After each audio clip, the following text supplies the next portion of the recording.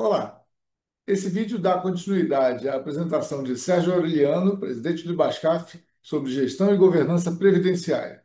Vou deixar um card aqui em cima para quem não assistiu o primeiro vídeo e vamos dar sequência, então, logo após a vinheta.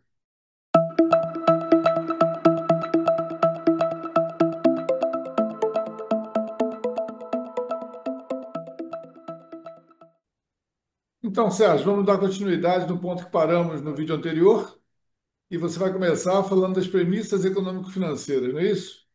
Pois é, Luiz. Vamos continuar com a nossa apresentação sobre a gestão atuarial, que a gente entende que todo atuário deveria ter esse projeto de gestão atuarial e apresentar para o seu cliente. Bom, nós paramos e agora vamos continuar na segunda fase com as premissas econômicas e financeiras que ele tem que definir, tá? E os conselhos terão que aprovar para poder ele ter esse documento que é parte integrante da avaliação atuarial e também tem que ser encaminhado para o Tribunal de Contas, principalmente o Tribunal de Contas do Estado do Rio, tá? Que criou algumas regras diferentes de outros estados. Então, vou continuar. Premissas econômicas e financeiras. Premissas e hipóteses Previstas de hipóteses econômicas e financeiras. Taxa de juros. Na verdade, a taxa de juros é uma taxa parâmetro que é definida por uma portaria da Secretaria de Previdência.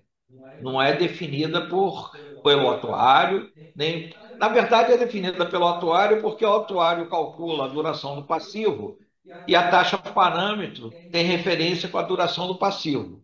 Tá? De acordo com a duração do passivo, tem uma taxa de juros que para o RPPS é taxa de juros, mas para o atuário é taxa de desconto, tá? Porque ele utiliza como desconto para trazer a valor presente todos os compromissos que o fundo tem e comparar com o seu ativo para ver se tem superávit ou déficit.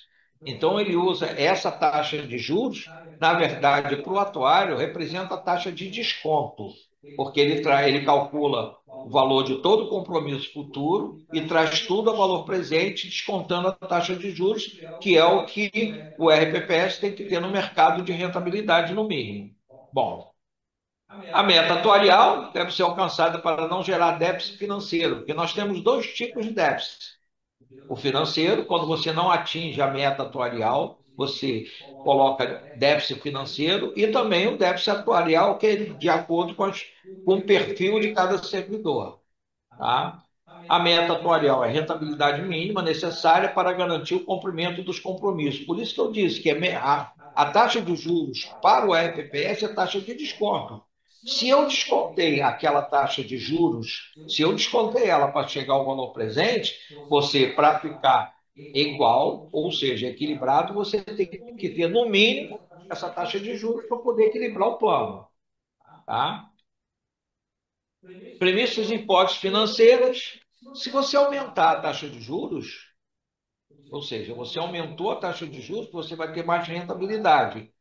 Se você aumentar a taxa de juros, você diminui o valor presente, porque quando você trouxer a valor presente, aquele valor, você aumentando a taxa de juros, você vai diminuir o valor, porque você vai ter mais rentabilidade. Se você diminuir a taxa de juros, ou seja, você vai trazer a valor presente por uma taxa menor, logicamente que o seu valor atual vai ser maior. Quanto maior a taxa de juros, menor vai ser os compromissos atualizados. Quanto menor a taxa de juros, maior vai ser o compromisso. Ou seja, os compromissos, volto a afirmar, nós calculamos eles a partir do momento que ele tem direito ao benefício, eu vejo quanto que eu tenho que ter lá para garantir aquele benefício. E trago a valor presente e comparo com o patrimônio. Se eu trouxer o valor presente por uma taxa de juros alta, eu vou ter um valor menor. Se eu trouxer o valor presente com a taxa de juros menor, vou ter um valor maior. E assim sucessivamente.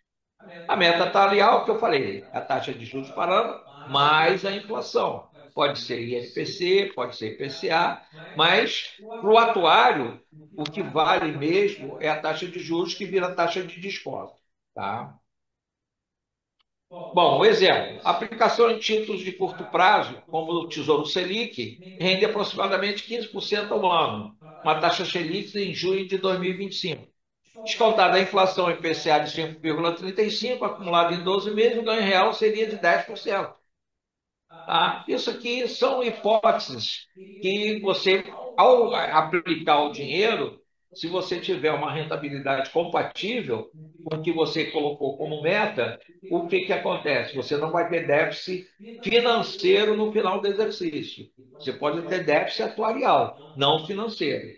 Tá? Ou seja, além da rentabilidade que você tem que ter aplicado, você tem que ter todas as contribuições, e as contribuições repassadas, plano de amortização repassado, parcelamento repassado, isso tudo, senão você vai gerar sempre déficit financeiro, porque o seu patrimônio vai ficar diminuído daqueles valores que o atuário determinou que deveria ser pago para poder você ter o equilíbrio financeiro e atuarial.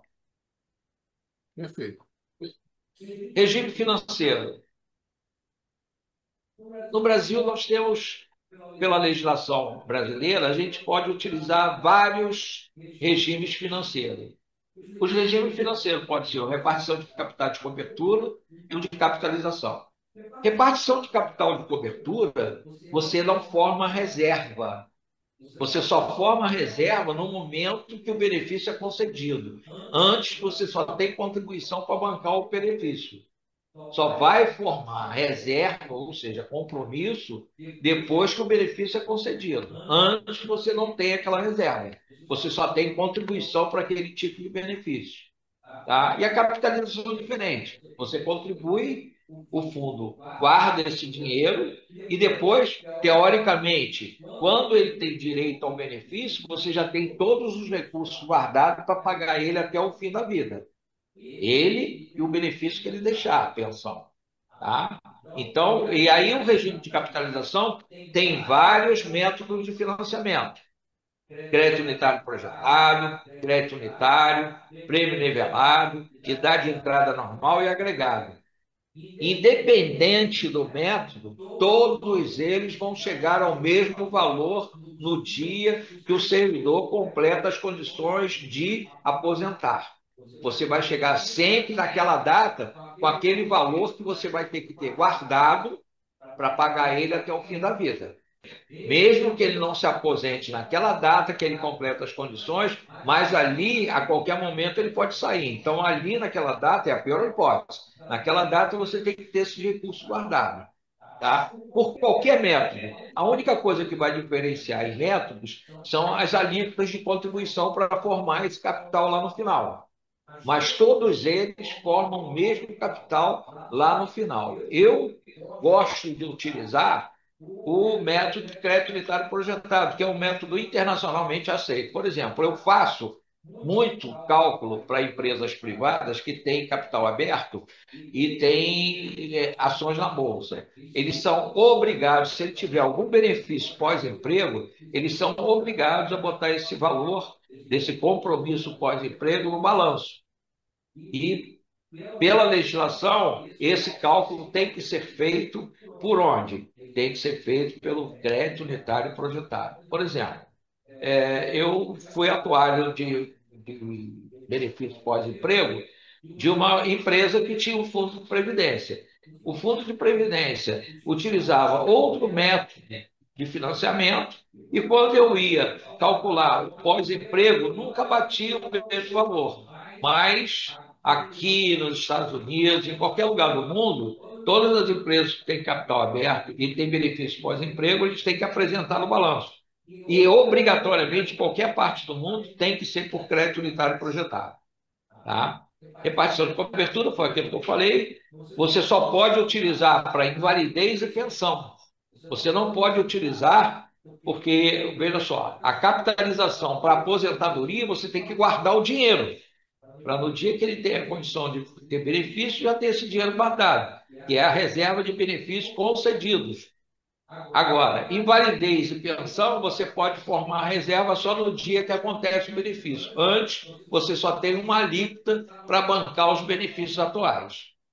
Bom, crédito unitário projetado, eu falei a vocês qual é a metodologia, e tem uma menor velocidade no início de capitalização e maior velocidade no seu final. A reserva calculada é individual, ou seja, por que que ele tem uma menor velocidade? Porque ele vai agregando, por exemplo, o homem, 1,35 avos do direito que ele vai ter daqui a 35 anos de contribuição. Ou seja, se ele já tem 10 anos de contribuição, ele já tem 10, 35 anos do benefício. Então, você vai agregando, como o perfil da massa, a gente trabalha com perfil sempre idêntico, tá? O que que acontece? Você vai ter sempre o mesmo custeio. Nunca vai variar o custeio mais ou menos. Você vai ter sempre o mesmo custeio. Por quê? O perfil da massa vai ser sempre idêntico. Ou seja, se sair uma pessoa hoje aposentada, vai entrar uma outra com o mesmo perfil que ele tinha quando entrou. Entendeu? Eu não trabalho como geração futura. Mas se trabalhar com geração futura, em alguns casos eu tenho que trabalhar com geração futura. Então a geração futura vai ser sempre o mesmo perfil daquele que está saindo. Ele vai entrar um novo servidor com o mesmo perfil daquele que saiu. Tá? Bom, aquilo que eu falei a vocês. Vocês podem ver ali, ali onde está R, é até onde ele vai capitalizar para, a partir de R, ele começar a receber. Então, vocês podem ver lá o PUC, crédito unitário projetado, o agregado, a data de ingresso, todos eles vão chegar no mesmo lugar, como vocês estão vendo ali em R. Só que cada um tem um perfil de o quê? De um plano de custeio. Um tem um custeio maior, um tem um custeio idêntico, e o PUC, apesar dele ter uma curva, como o perfil da massa será sempre idêntico, você tem um perfil tipo o do agregado, direto, tá? 54% dos fundos de previdência RPPS, isso aqui uma divulgação que a Secretaria de Previdência faz. 54% dos fundos são calculados pelo PUC, Crédito Unitário Projetado. Aqui está PUC, isso é escrito em inglês, então está invertido. Tá?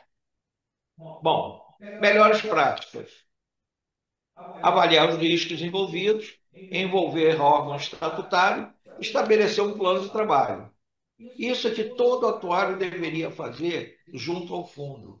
E o fundo também não pode contratar o atuário um mês antes dele ter que apresentar a avaliação atuarial para poder lançar no balanço. Você tem que fazer isso, provavelmente, o correto seria todos os fundos, os RPPS, contratar em julho, agosto, contratar um atuário, que é para poder ele definir as hipóteses, apresentar as hipóteses, os conselhos a aprovar as hipóteses financeiras e econômicas, tá? E atuariais, e então ele vai, avalia, pega todo o seu banco de dados, tá? A base de dados. Outra coisa, a base de dados tem que estar muito correta.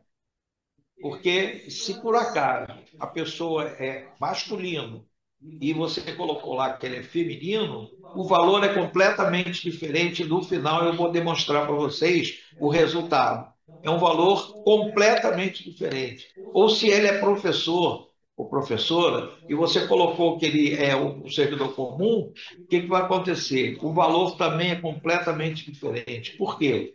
Se é mulher, ele se aposenta antes. Se ele se aposenta antes e tem uma data de morte, se ele se está aposentando antes, ele vai receber um valor muito maior de aposentadoria, porque a morte continua no mesmo lugar. O homem já vai mais para frente, ele se aposenta depois da mulher, e a morte continua no mesmo lugar, ele vai pagar mais e receber menos. A mulher vai pagar menos e receber mais tempo. Então, tudo isso influencia na base de dados. A base de dados tem que estar muito correta, principalmente, isso é muito importante, é a família de cada servidor. Por quê? Se você não forma na base de dados a composição familiar, o que vai acontecer? O atuário provavelmente vai utilizar uma hipótese. E qual é a hipótese melhor? Utilizar a família padrão do IBGE. de acordo com o PNAD da IBGE. Aí o que que acontece? Aparece lá, vamos supor, uma pessoa de 30 anos tem uma esposa e um filho.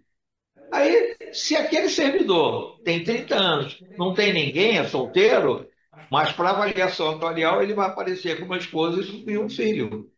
Ou seja, eu estou superestimando esse valor. Então, a coisa mais importante da avaliação atuarial é a base de dados. A base de dados é que vai definir qual o valor das provisões que vocês vão lançar em balanço. Tá? Aprovação das hipóteses, como eu falei, elaboração da avaliação atuarial, aprovação pelos órgãos estatutários e encaminhamento da avaliação atuarial aos órgãos de controle. Previc, através da. Oh, desculpa, Previc é Previdência Complementar. Secretaria de Previdência Social, que é através do CADPREV, e também os órgãos, tribunais de contas, todos os órgãos de controle, Câmara de Vereadores, todos os órgãos de controle você tem que encaminhar todas as avaliações atuarial, todos os relatórios. E esse ano não é só o relatório da avaliação atuarial, tem um relatório também das hipóteses que você calculou para aquele, ou seja, qual é a melhor hipótese, qual é a melhor tábua. Independente de você calcular, a gente tem uma tábua mínima, que é a tábua do IBGE, que é definida pela portaria da Secretaria, o 467.